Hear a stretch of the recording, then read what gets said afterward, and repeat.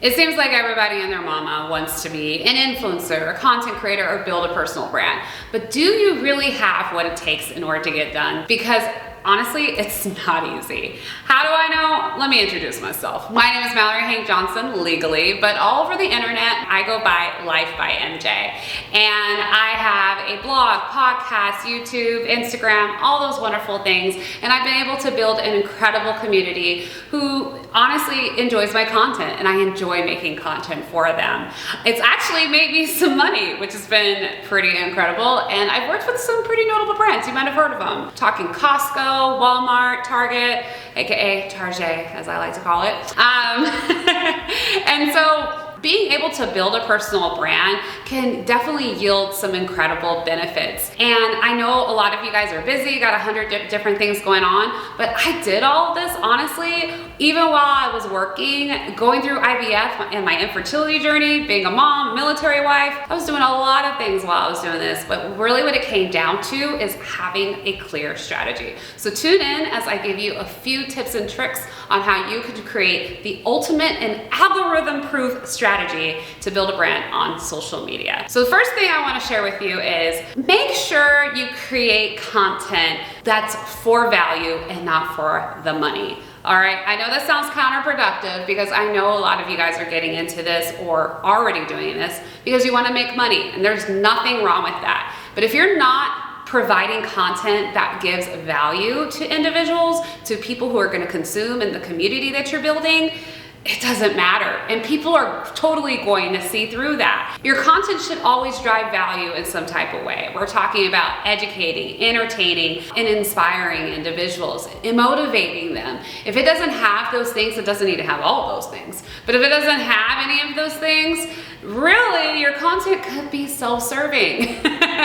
One way for me to always double check if my content has value anytime that I put up a post or share anything is I ask myself, what is someone going to get out of this content? How does this provide value to them at the end of the day? Even if it's just a silly reel or TikTok and I'm doing a voiceover, I always think about that intention or operate from that place of intention, and it's provided me a ton of great success over the years. So always leave with value, not with the money. And then honestly, the money's gonna follow you. You're gonna be able to get those followers, you're gonna be able to get those customers, and then you're gonna be able to get those dollar bills, y'all. The next thing that you're gonna wanna do is figure out your story.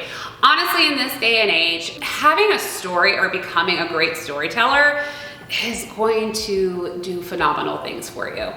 I know that kind of sounds like, okay, well, do I need to become like an author or, start writing a book? No, and you could definitely do those things as a content creator. Not, ain't nothing wrong with that. What I'm saying is like, you need to identify your authentic voice. Like you need to leverage your uniqueness, your silliness, your goofiness. I mean, you can see all of that on my social media content. I mean, you gotta have a personality. Being on social media is honestly being social. That's the root of all of it. And so in order to be social and to connect with people, you gotta be you at the end of the day. There's nothing wrong with being inspired by other individuals or even trying, some different methodologies and strategies. But at the end of the day, there's only one you, and you need to lean into that. You need to harness that as much as possible. And then you need to find a way to share that. You need to be able to create the verbiage, the voice, the brand, honestly, that feeling anytime that you show up, that aesthetic, people will start noticing that. It's always a little bit easy for me to kind of show myself as an example, but I would say that, my story, my authenticity is definitely rooted in just being real and being honest and transparent and just kind of cutting to it. I mean, probably way more open, or I'm too open to a fault, if I could say. I'm probably too open to a fault, but at the same time, that's part of my brand identity. That's what makes me me. On the flip side, I also share what I only want to share. So I create a feeling that you're going to get a lot of information from me, or you have this full lens into my life. I mean, Life by MJ, but I honestly show you what I want to show you. And I create that feeling, that experience by the way that I show that content when, I'm showing my daughter and I doing things, or me and my husband experiencing life, or when I'm traveling or whatever it may be. I'm really intentional about that lens and the story that I'm telling through the content and creating my own little flavor, if that makes sense. So lean into your story, lean into your weird, lean into your quirkiness, have fun with it, honestly, because there's only one you, and people will start hanging on to those things. I mean, people will start noticing and calling out your own little unique little intricacies, if that makes sense, and really harness and love those things about you. The third thing that I would say in terms of becoming a content creator is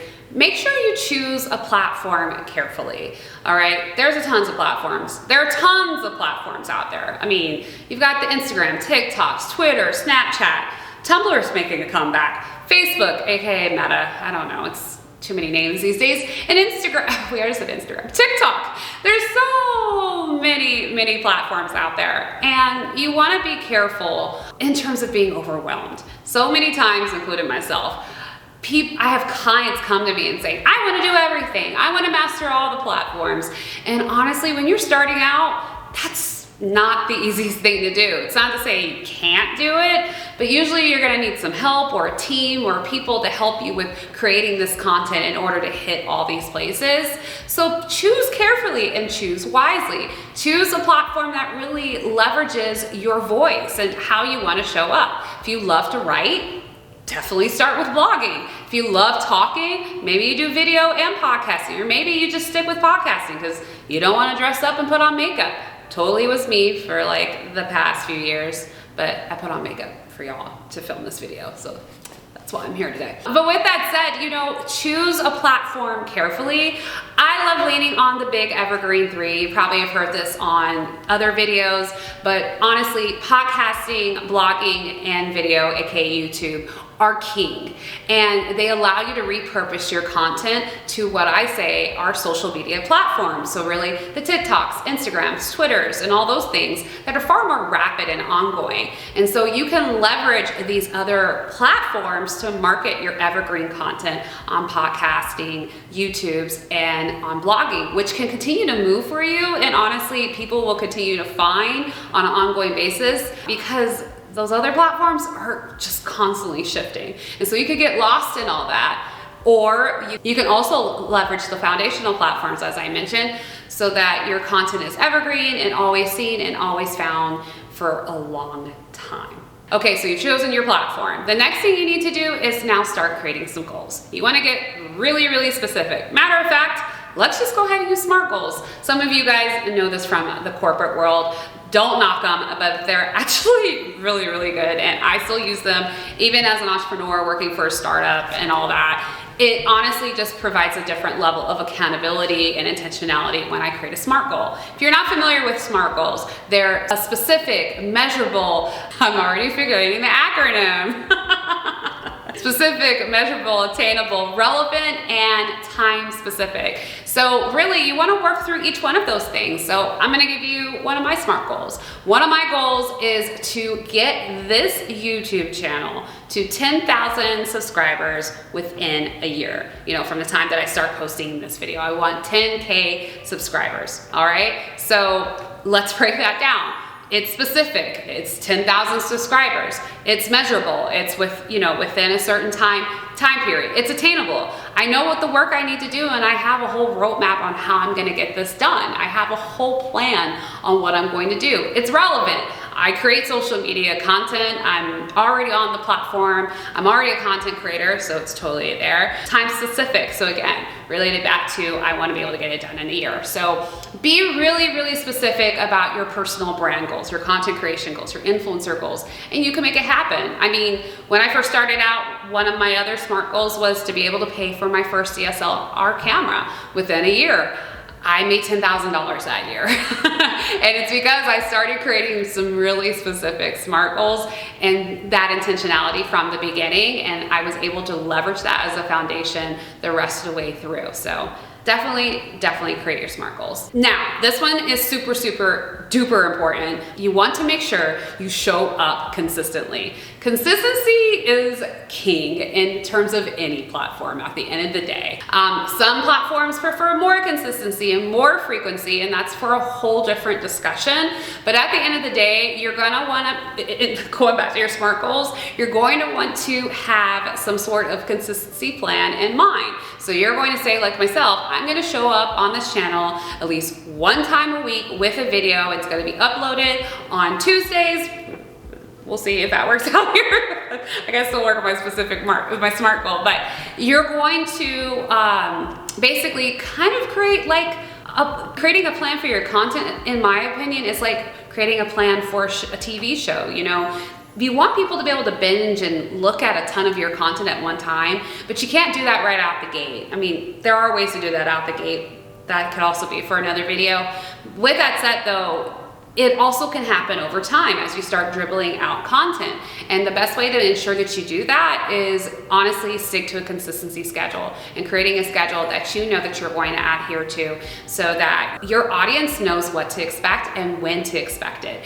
And at the end of the day, if they're not consuming your content, they're gonna be consuming someone else's. So consistency is the name of the game. You wanna be in front of it. You want to be ahead of it. You wanna be on top of it. And you want to make it happen. So create the discipline, the parameters, whatever you need to do in order to get it done. All right, bonus. I'm gonna go ahead and throw in a bonus tip.